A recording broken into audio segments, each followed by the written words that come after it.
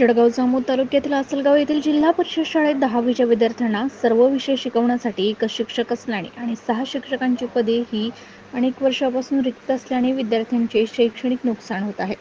त्यामुळे या विद्यार्थ्यांनी 19 जुलै रोजी जळगाव जामोद पंचायत समिती येथील गटविकास अधिकाऱ्यांना भेटण्यासाठी जाण्याचे ठरवले। त्यानुसार जिल्हा परिषद आसलगाव येथील शाळेतील सर्व विद्यार्थी पायी चालत महामार्गाने धोकादायक पद्धतीने प्रवास करत जळगाव जामोदसाठी निघाले होते।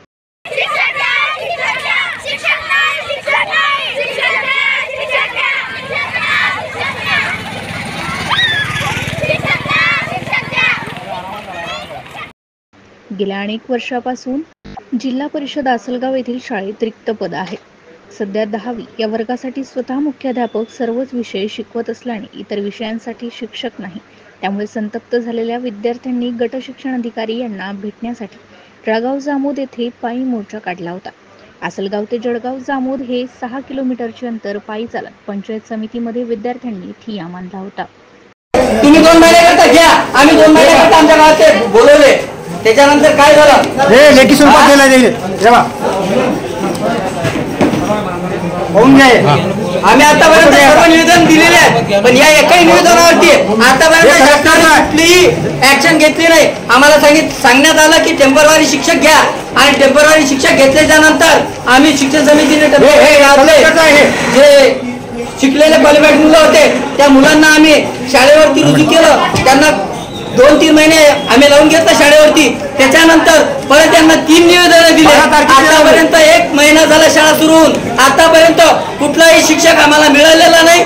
शिक्षक घेतल्याशिवाय जाणार नाही आणि एकाही विद्यार्थ्याच्या जीवाला जर कुठल्याही प्रकारचा त्रास झाला तर याचा जबाबदार शिक्षण कमिटीचे अध्यक्ष शिव वगैरे शासन हे तुमच्यावर गुन्हा दाखल म्हणतात ते गुन्हा दाखल करणार आहेत। आमच्या शिक्षण मागणं हा आमचा हक्क नाही का? आम्ही आई वडील पालक नाही का? आमच्या मुलांना शिकण्याचा अधिकार नाही का? आम्ही निवेदन दिल्याच्या नंतर हे आम्हाला डायरेक्ट सांगतात तुमच्यावरती आम्ही गुन्हे दाखल करू असं त्यांनी आम्हाला हे बघा हे निवेदन आहे। म्हणून आज मुलं संतप्त होऊन इथं पंचायत समितीवरती स्वतः 8-10 किलोमीटर पायी चालत आलेले, उपवासी अन्न पाणी न घेता हे मुलं चालत आलेले। मुलगी तुमच्या समोर आहे, त्या मुलीची परिस्थिती बघा, करीम पडले तरी या शासनाला अजून सुद्धा या मुलांची दया येत नाही। सुलेट गावात शासन गुन्हा दाखल करू असं कोण बोललं? हे काय तर आमच्याकडे निवेदन घ्या पाहून काय आहे त्याचं नाव खरंच सरांनी सांगितलं गुन्हे दाखल करून आम्हाला शिक्षकाची मागणी केल्यानंतर आमच्यावरती गुन्हे दाखल होतात। हे आमच्या शिक्षक समितीतील लोकांनी दिलेलं त्यांना निवेदन आणि त्याच्यावरती आमच्यावरती हे होणार गुन्हे दाखल। आता गुन्हेच दाखल करा, आम्ही शिक्षक घेतल्याशिवाय जाणार नाही। शिक्षक द्या, शिक्षक हायस्कूल आसलगाव येथील विद्यार्थी 9वी मधील आम्ही जिल्हा परिषद हायस्कूल मधील विद्यार्थिनी 9वी मधील इयत्ता 9वी आम्ही शिक्षणापासून वंचित आहे। आम्हाला शिक्षणाची गरज आहे। आम्हाला म्हणजे 2-3 विषयाला शिक्षक आहेत, बाकीच्या विषयाला शिक्षक नाही आहेत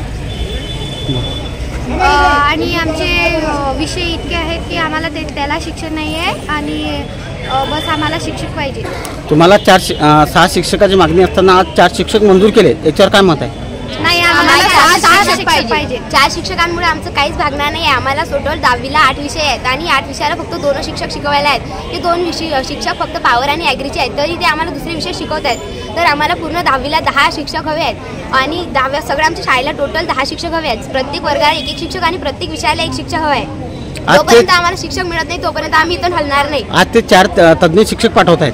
4 शिक्षक पाठवतात, त्यांना म्हणावं ते परमनंट पाठवा। नाहीतर मागच्या वेळेस आमच्या शाळेत त्यांनी 2-3 शिक्षक पाठवले आणि ते पण रिटायरवर पाठवले, पण ते पण सुद्धा राहिले नाही, ते पण परत निघून गेले। आता आम्हाला दुसरे शिक्षकच नाही आहेत। आता या वेळेस सेवानिवृत्त शिक्षकाची भरती नाही आहे, जे रेग्युलर आहे ते आहेत। मग रेग्युलर आहेत तरी त्यांनी तेच आम्हाला 5 शिक्षक द्यायला पाहिजे।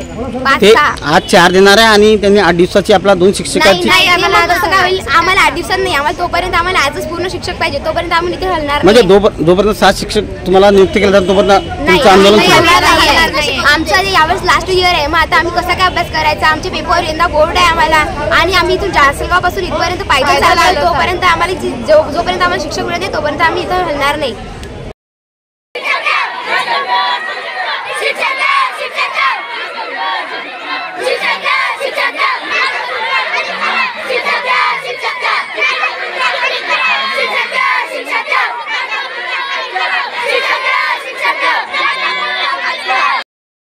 विद्यार्थ्यांनी 3 तास ठिय्या दिल्यावर अखेर शिक्षण विभागाने 4 शिक्षक दिले आहेत. करून आता ते चालू आहे ते प्रक्रिया ते देणार आहे. ते देण्यामध्ये ते हायस्कूलला पण ते भेटून जातील.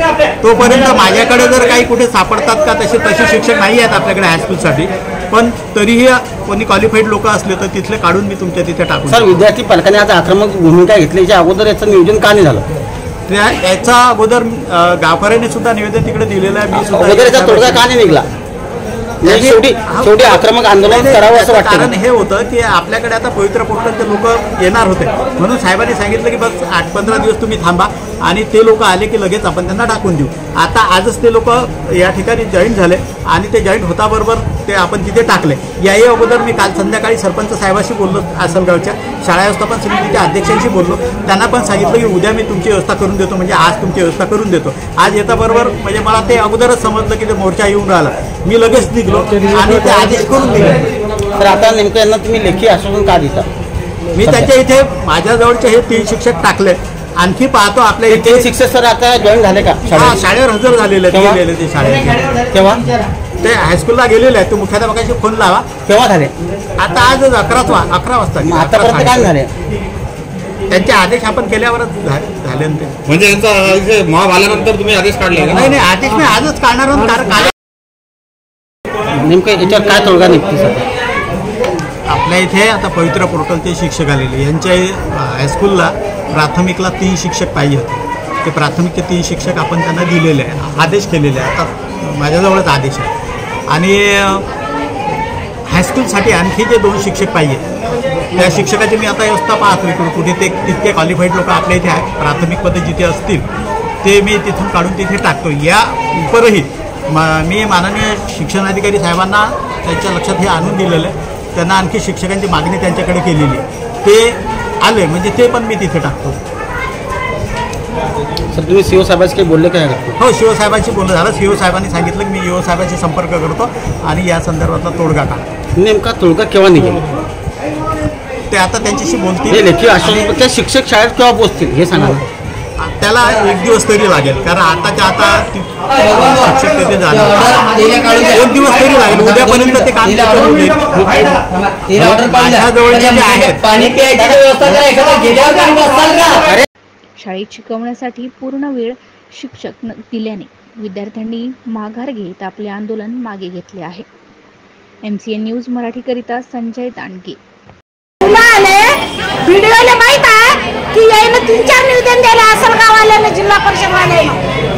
त्यांना एक शिक्षका 10 वर्ग म्हणून या लेकराचं भविष्य घडणार आहे का? हे 8वी 9वी 10वीचे लेकर हे शिक्षण कसे घेतील? हे पुढे कसे जातील? यायला कॉपी करायशिवाय मार्ग आहे का?